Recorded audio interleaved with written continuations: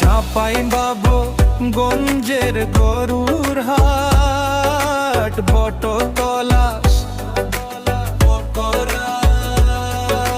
চাপাই শহরের গরুর হাট, বটতলা। লোকজন আসে দলে দলে, গরুর ডাকার মানুষের ভিড়। লোকজন আসে দলে দলে, গরুর ডাকার মানুষের ভিড়। সকাল হলে শুরু হয় ডাক, ক্রেতা বিক্রেতার হাসির ফাঁক। দেশি গরু কালো সাদা রং, হাটের মাঝে বাজে সুখের সুরঙ্গ।